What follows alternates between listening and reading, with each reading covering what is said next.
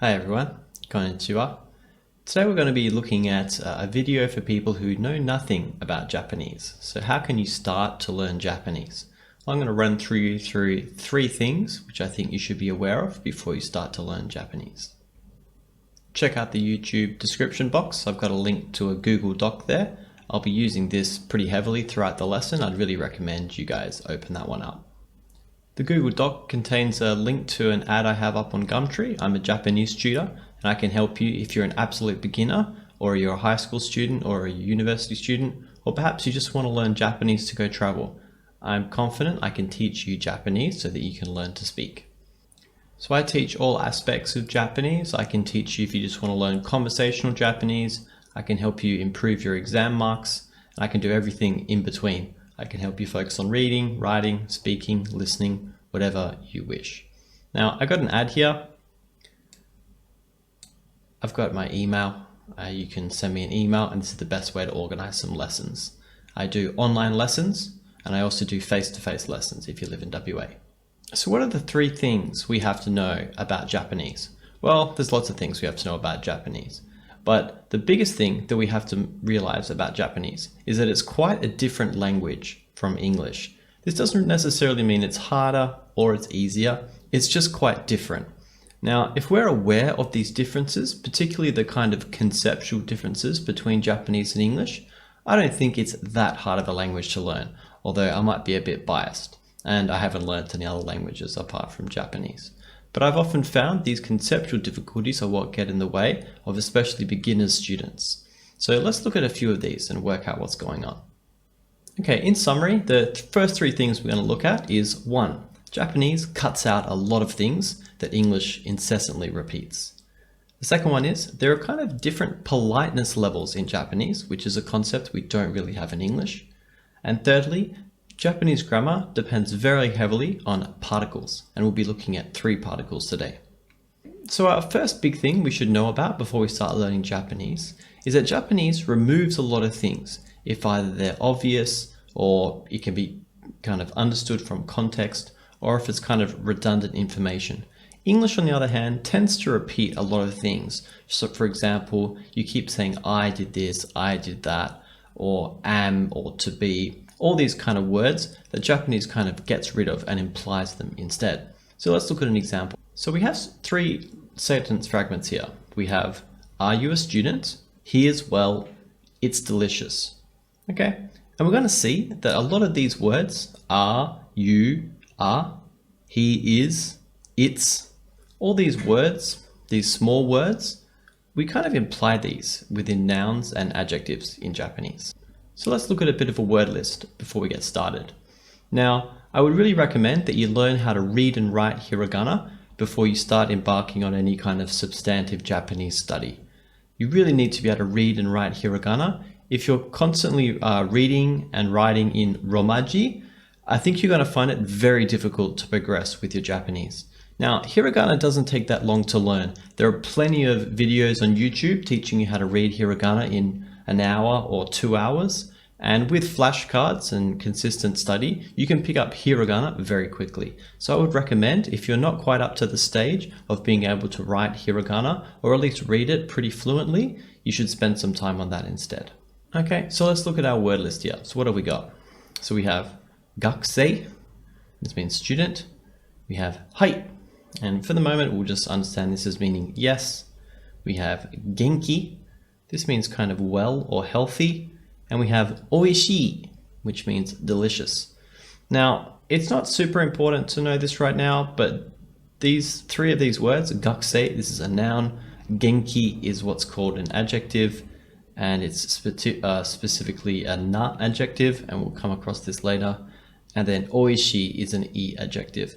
But we'll see for our purposes, it doesn't really matter. All the rules that we're going to look at apply to all these types of words. So let's look at what Japanese kind of cuts out, or I guess implies within certain words.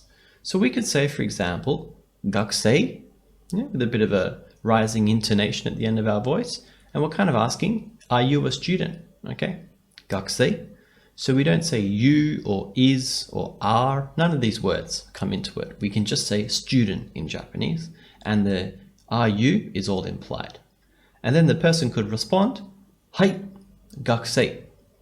So yes, I am a student.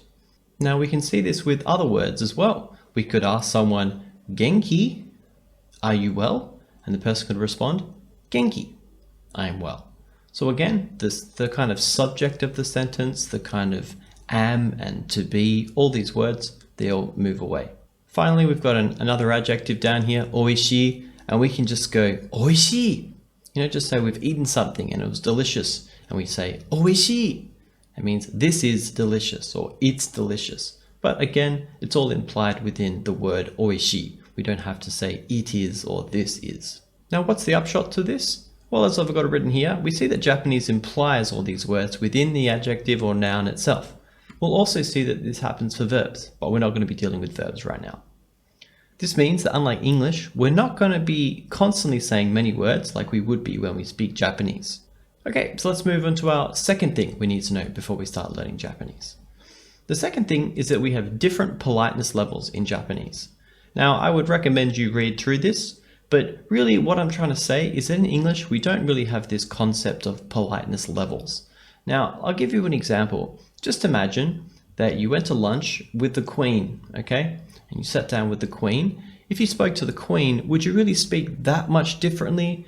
Maybe your tone of voice might change a bit and you might avoid using some slang or swear words, these kind of things. But really, you're going to be speaking very similarly to how you would speak to your mother or father.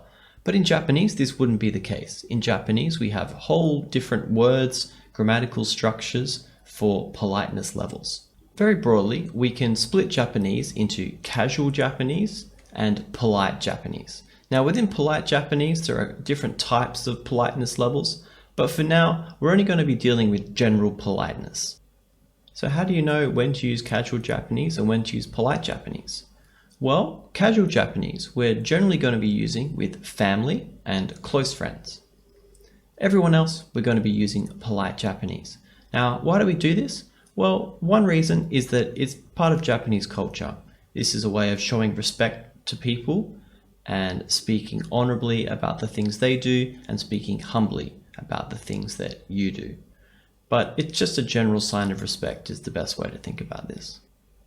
As a general rule, I'll be teaching casual Japanese first, but we'll see that the rule to make casual Japanese into polite Japanese is not that tricky. So once we learn this rule and we learn how to say it in casual Japanese, it's very simple to turn it into polite Japanese. So let's have a look.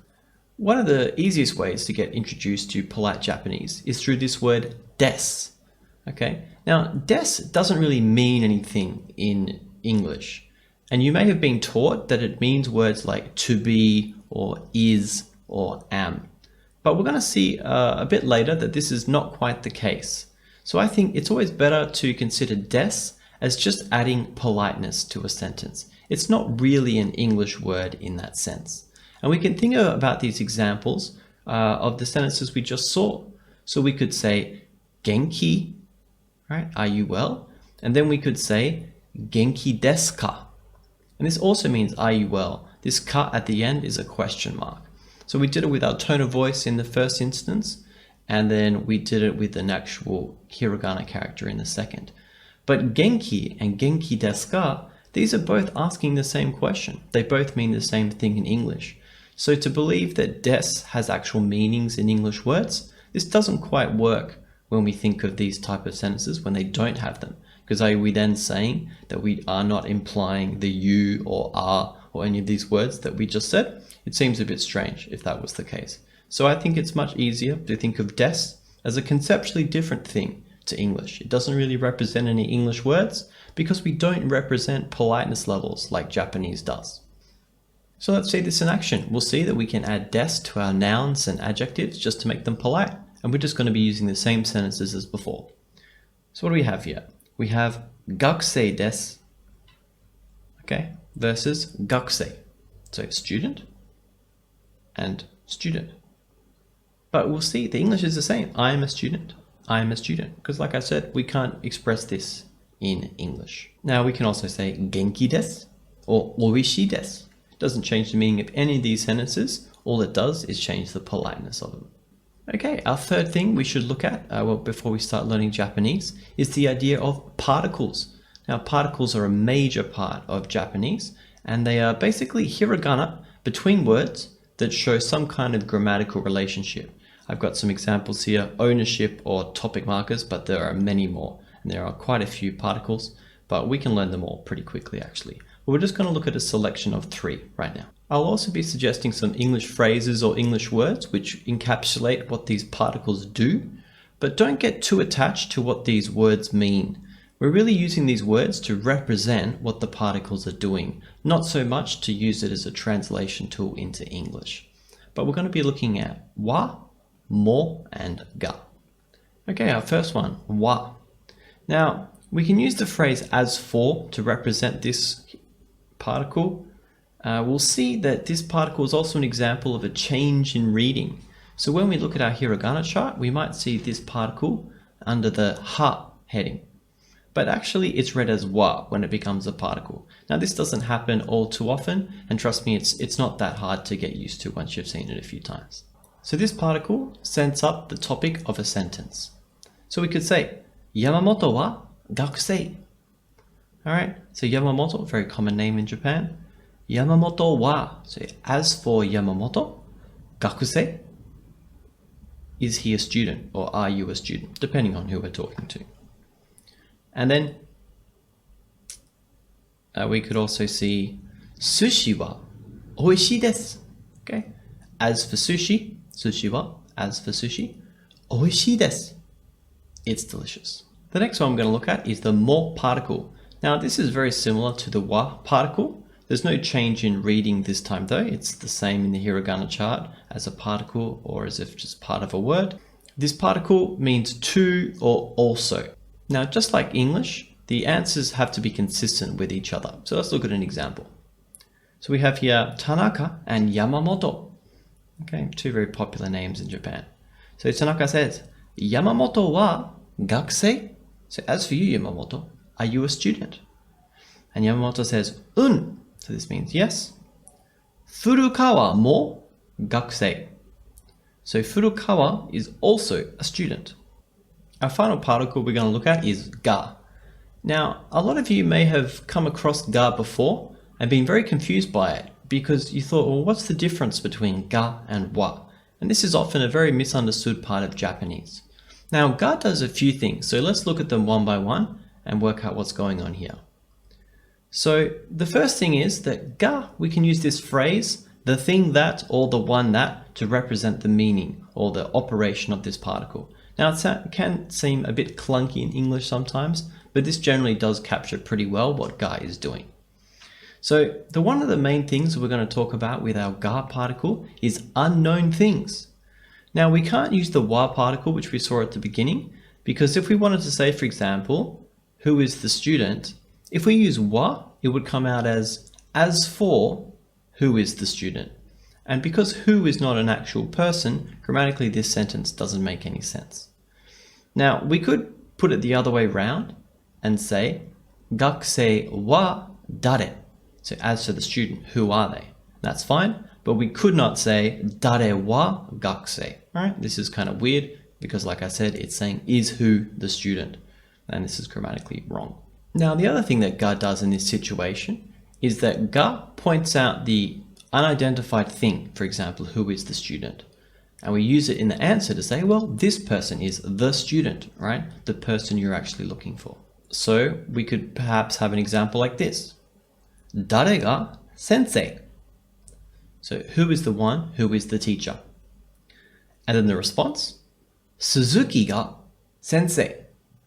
So Suzuki is the one who is the teacher. So we see it both is used in the question and in the answer, because we often talk about unknowns and identifying those unknowns, and the ga is used in both situations here. If we said wa, especially in this second sentence, Suzuki wa sensei, it's really not answering the person's question. So the first sentence says, who is the sensei?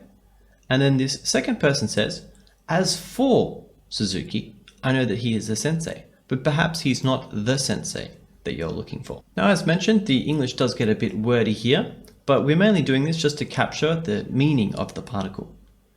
Now, another way to think about this ga particle is that it kind of is the difference between saying the student and a student. The student, this is a specific student, so this is what we'd use ga for.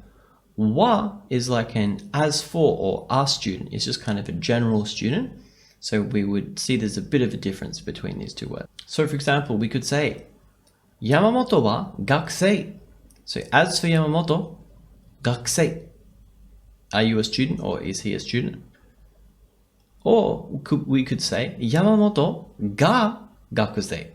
So Yamamoto is the one that is the student. Okay, the. So we see that this second sentence is kind of weird. People wouldn't just go, Yamamoto ga gakusei. Generally, this is going to come in response to some other question. Because, for example, we want to know about a specific student, such as the student that won the prize or whatever it may be. And then you go, Yamamoto ga gakusei. Yamamoto is the student.